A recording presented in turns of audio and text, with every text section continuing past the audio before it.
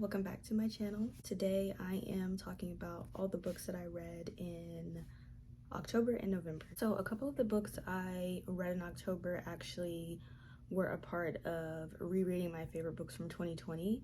I think specifically it was Luster by Raven Leilani, The Mothers by Brett Bennett, and maybe Normal People by Sally Rooney. I'm not going to go too much into detail on those ones just because I went into a lot of detail on this video, so I'll tag that video below. Exactly sure, I know I just read them like the first books that I read in October, but when you reread something on Goodreads and you're trying to just look at the books that you read, they kind of stack them in a weird way because they just pull from the date that you initially read it back in 2020, so I can't remember like what exact order, but those were the books that I read first.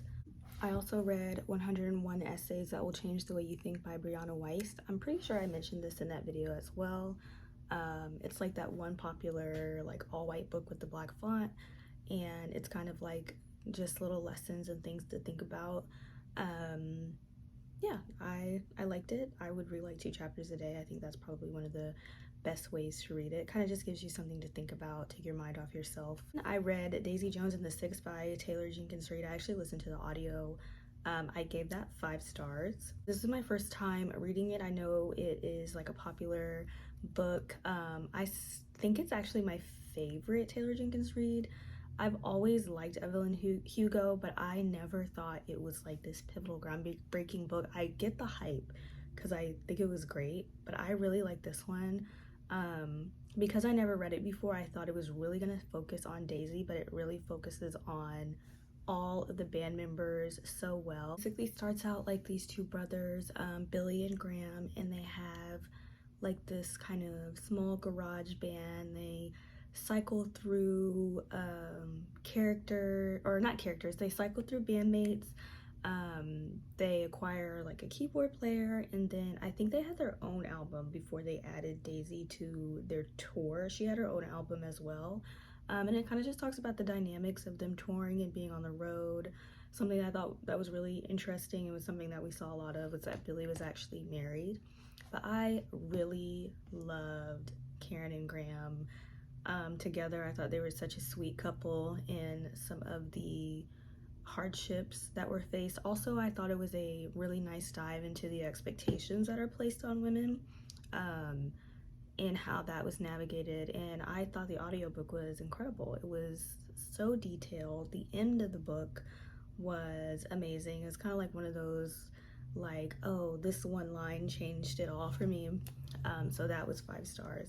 Then I read Words from the Window Seat by Taylor Tippett. She is a flight attendant, and it was kind of like a little encouragement book. It was very cute. She definitely went into detail about her life and her background. I gave it 5 stars as I typically do if it's like nonfiction, it's about someone's life. Just like the end, kind of like, it was a very good mix of encouragement, her life and experiences, traveling, and the life of being a flight attendant, and I just thought it was really interesting, and I read it so fast, so that was 5 stars for me as well. Then I read another nonfiction, How to Win Friends and Influence People, by Dale Carnegie, but I think it's the most updated edition. I listened to that. I thought it was good. It was updated, like it was the original book by Dale Carnegie, but then it was like explained more from someone, like, because I didn't know that Dale Carnegie was old, like old, like 1940s. And so yeah, I kind of just had like some really interesting life lessons about it. Kind of was from the perspective of somebody who was like a salesman, but you know, it could be applied in your day-to-day life of just being a better listener and genuinely making relationships, or genuinely being curious about what other people are doing. And I thought that the stories from the original book were really cute, like just different jobs and you know, different situations and how people would handle them back in the day. So I think I gave that 5 stars, maybe 4.5. So then I got on my thriller kick and I read The Perfect Marriage by Geneva Rose. I gave that one like 3.5 stars. It follows this woman who's like a top, I think she's a defense attorney. I don't know all like the law jargon, but she's like a top lawyer, works like at this tall, high up law firm in DC, got like one of the best offices, and her husband actually was convicted of or accused of killing his mistress, someone that she did not know about. She's very busy with her work, and so they have this lake house, maybe like 45 minutes to an hour away, like, you know, south of DC or whatever. And she finds out, she's you know, wants to leave him, but she's already made the decision that I'm gonna defend you because it looks bad, it looks like you're not gonna be able to get out. And I don't know, it was just so fast. Like when I really think about it, wasn't like, you know, it was riveting, but it wasn't like really like deep. It was just like a page turner. This was definitely kind of like a shocker, but there was a lot of misogyny. I felt like that kind of was uncomfortable to read, especially about just other women in the book. And then, as some of the reviews stated on Goodreads, you really have to suspend your sense of realism, because some things that just happened was like, okay, I think somebody might have been caught by now. Like that doesn't make any sense. But I think the author did a good job of tying it back. It was like a nice little thriller to kick me off on my thriller reading journey. Then I read The End of Her by Sherry Lapina. This will be my third Sherry Lapina that I've read this year. I picked up one of her books like in July, almost August, and I don't know, I just really like her writing. I like that setting of upstate New York that she uses, and I think that the stories are pretty interesting. I will say that the best one that I read was the first one that I read from her, The Couple Next Door. But I do like her writing. I think that, you know, so for this one, it was about a man, and he's married to a woman. They have 2 twin daughters, and they are like very exhausted. The babies cry all the time, and then he is like confronted by this woman that he knew when he was married to his first wife, and he was having an affair with that woman. So he was the mistress in his first marriage. His first wife was actually, she actually passed away accidentally, and this lady is basically a blackmailer and is like, you need to give me some money or I'm gonna open that case again.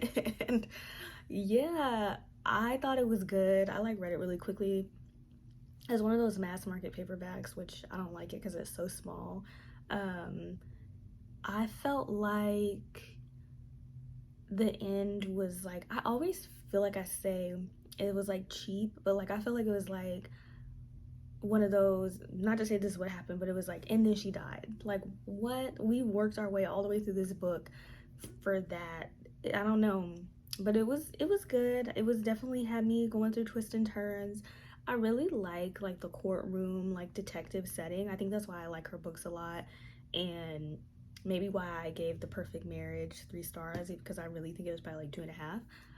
But I think I gave this one 3 stars as well. This was like a big month of 3-star books for me. I'm usually either a 4 or 5, or I DNF it. I really don't force myself to finish books that I don't like. I don't know, and I feel like I do such a good job of making sure that I get books that I think that I will like. So I really don't have like average reads, but those are definitely average, but they were cute, you know, for what it was for the fall and everything. Also, that book was my 50th book this year, so I hit my book goal by the grace of God only. Yeah, I finished it a lot earlier than I did last year. Last year I didn't finish until like days before Christmas, which it felt like it was like, I don't know, like it feels like that's like, oh my gosh, it's almost December, but it really was only like the 2nd or 3rd week into December. But yeah, I finished my book goal like a week into November, so now I'm I'm trying to see if I can hit 60. I think I've read like 53 or 54. The next book that I listened to was a faith-based book called Her True Worth. They are like a faith-based kind of like Instagram page. That's at least where I know them from, kind of just like little sprinkles of faith and scripture, and they have a book, and I read it.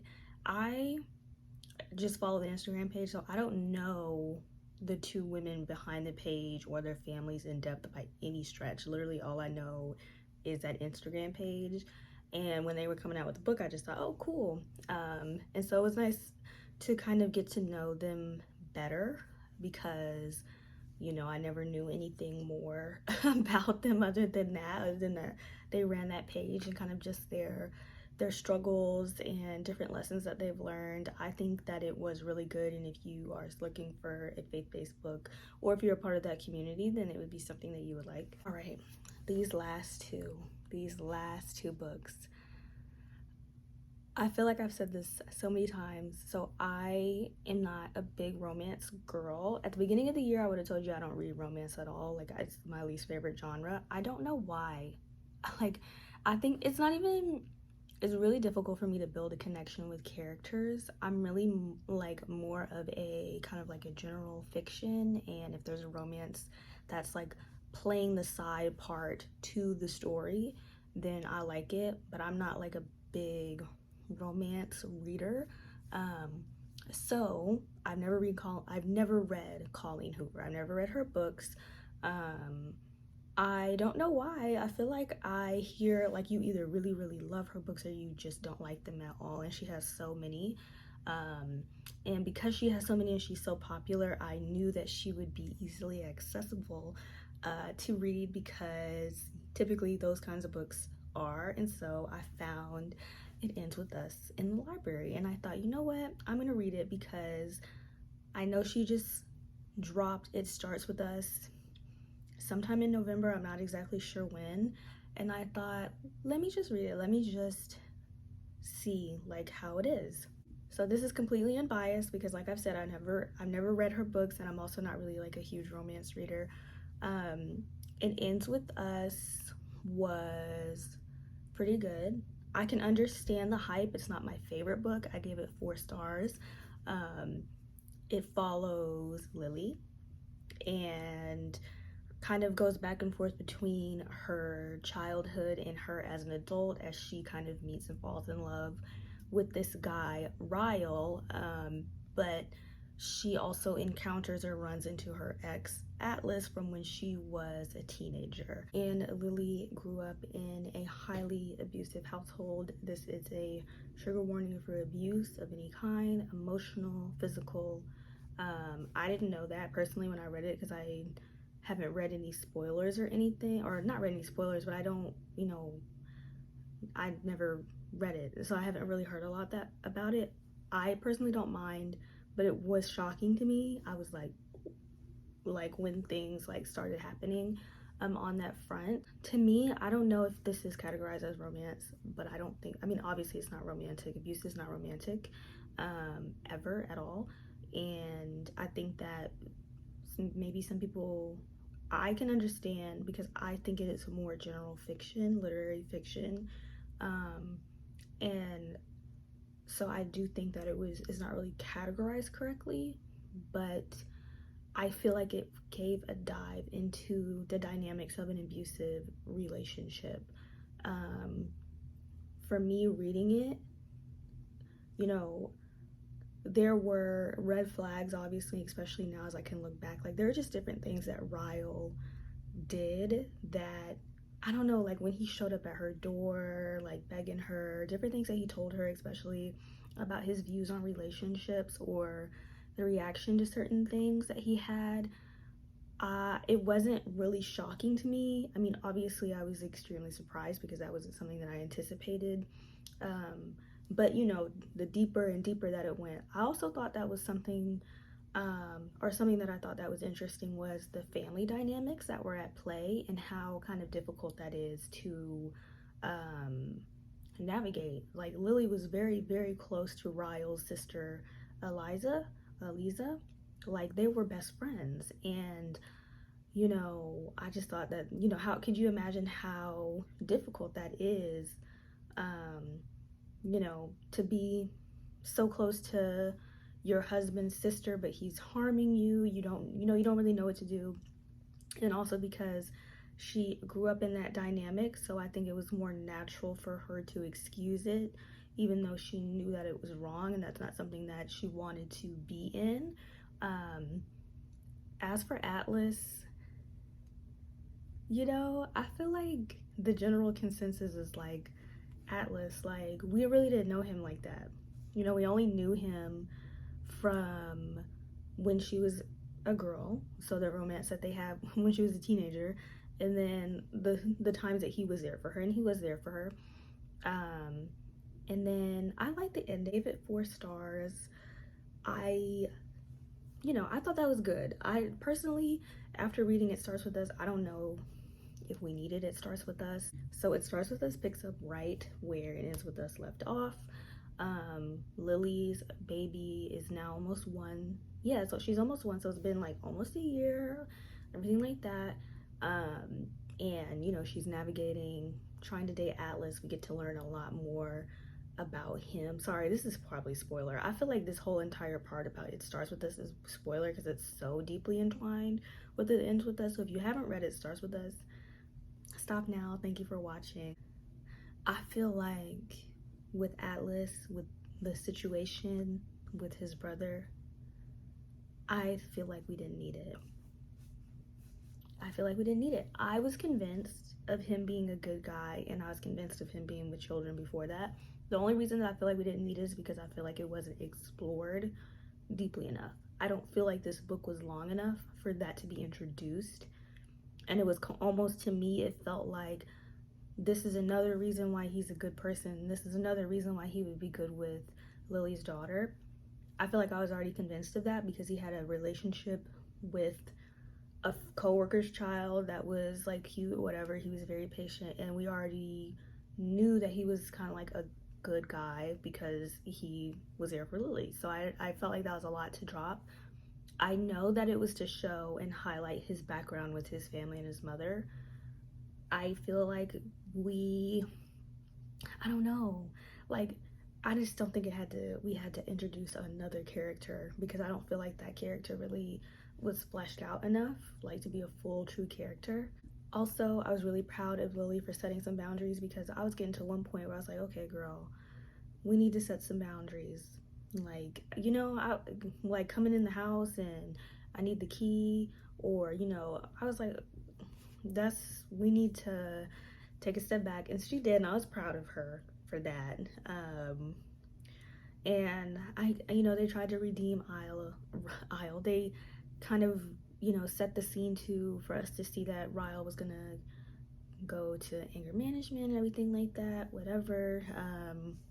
I did think that the dynamic was really interesting between Lily, Ryle, and Eliza and Marshall, because Eliza and Marshall knew Ryle for so much longer before Lily did. And from the reviews that I read, I think that a lot of people are like, well, how could they still be friends with him? I agree, but it's so hard. But some people, I mean, I don't know how to explain it. It's just that's their friend, that's their family. I don't think that we're trying to excuse that behavior, but you know, they maybe didn't feel like they can cut off all contact. I don't know. And so I felt like that was interesting because it is that hard place where, oh well, you just cut this person off and you know that's the end of it, but they didn't. I would have liked to hear more from Eliza. I'm curious about the upbringing that she had with Ryle, because there was a traumatic experience that they experienced. I just wonder, like, what was her experience like growing up in the household with him as her brother. But I gave that one 2 stars because to me, I feel like it was rolling. I really enjoyed Atlas's point of view, his prerogative. But after it came to the part where Lily stood up to Ryle, I feel like it fell really flat. And I think that's just where I personally don't care for romance. I think that if you were like a diehard It Ends With Us fan and you wanted to see Lily and Atlas be together, then that was probably really good and was just like, you got life from that. For me, I don't like just the dynamics of like the romance. I was like, okay, like the book's over now. So I gave it 2 stars, maybe 2.5. It wasn't horrible. It was just a little bit boring after that part.